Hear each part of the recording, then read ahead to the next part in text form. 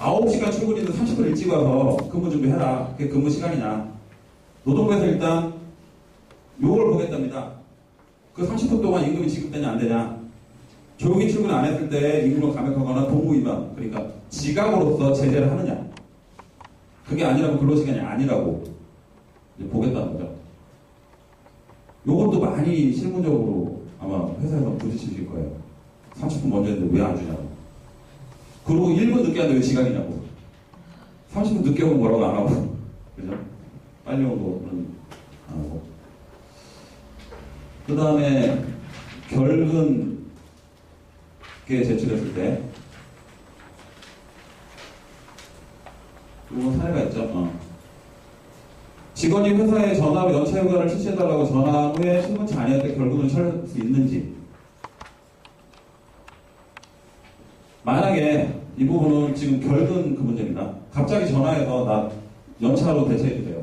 이런 것들이면 취업계 측에 연차를 어떻게 내라는 규정이 없다면 연차휴가를 실시한 것으로 봐야겠다는 거죠.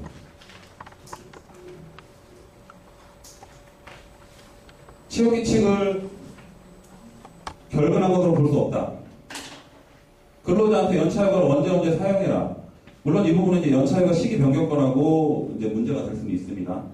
연차휴가는 옛날 월차휴가가 있을 때는 월차휴가는 시기 변경권이 없었고 월차는 무조건 내는 순간 줘야 되는 거고요. 연차는 사용자한테 시기 변경권이 있습니다. 대신 단서가 하나 붙어 있죠. 그 사업에 막대한 지장을 줄 경우에는 시기 변경을 할 수 있다고 돼 있어요.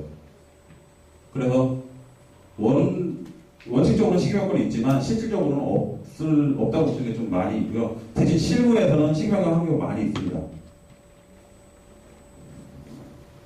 그래서 이 경우 같은 경우는 회사 규정에 연차휴가를 제출하기 위해서, 왜냐면 제가 볼 때 이거는 결근 쪽에 가까운 것 같아요. 왜냐면 결근이라고 안 나와서의 문제도 있지만, 예를 들어서 그 사람이 어떤 팀에서 어떤 중책을 가지고 있는데 갑자기 아침에 전화하고 나 연차휴가로 쓰겠습니다라고 해버리면 그 팀 자체가 업을 못 볼 수도 있거든요. 그래서 이거는 결근이라는 팩트 하나만 가지고 볼 건 아니고요. 여기서 보면은 이 사람이 그렇게 크게 일이 있지 않은 상태였어요. 그래서 요거는 그 문헌만 보고 판단하시기 좀 어려울 것 같고요. 만약에 이 사람은 아까 제가 얘기한 대로 중책을 맡고 있었고 이런 내용이 있었으면 이거 결국 맞다라고 판단했을 수도 있습니다. 실규칙에 정황이 있으면 그 기준을 지키지 않으면 당연히 결근을 진행되는 거죠. 그렇죠. 취업규칙에 연차휴가를 낼 때는 24시간 전에 어떤 연차휴가 양식에 의해서 내고 그거를 사용을 득했을 때 간다든지. 그래서 우리가 가지고 있는 양식들 중에 연차휴가 신청되는 게 있으실 거예요. 그런 것들이 그냥만 하는 게 아니고 이런 데도 아주 중요한 역할을 하겠죠. 그리고 그게 이제 규정으로 되어 있어야 되고요.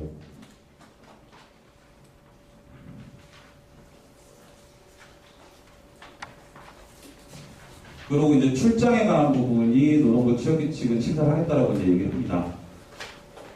보면은 개선 지도하고 변경 명령을 하겠다라고 돼 있고, 그럼 뭐를 변경 명령을 하냐면, 오케이.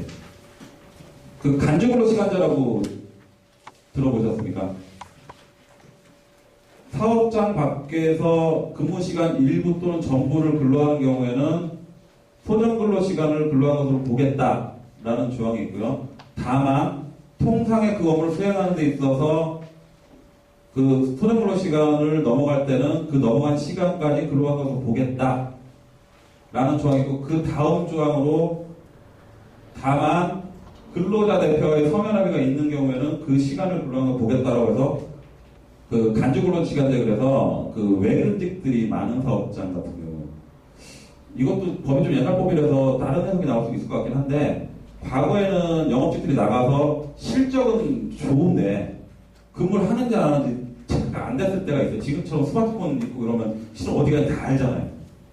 그죠? 애플도 우리가 어디 다 아는데, 구글도 아니까. 다 알기 때문에 실은 이 조항이 아직도 유효할지는 모르겠지만 아직 그 판단은 좀 이르고요. 어쨌든 옛날에 사우나 가서 있다든지 그래놓고 와갖고 저녁 때 가서 일찍 써요. 그리고 연장근로사는 달라고 하는 거예요. 근데 영업직은 연장근로 없다라고 보통 얘기하는 경우가 많거든요. 그게 이 조항 때문에 그래요. 하지만 이게 근로계약서는 취업규칙의 내용이 없고 그리고 근로계약서 서면할 수가 없는 상태에서 무효예요. 영업직이니까 연장 정상이 없다라는 건 말이 안 됩니다. 그래서 취업규칙에 그 내용이 들어가 있어야 돼요.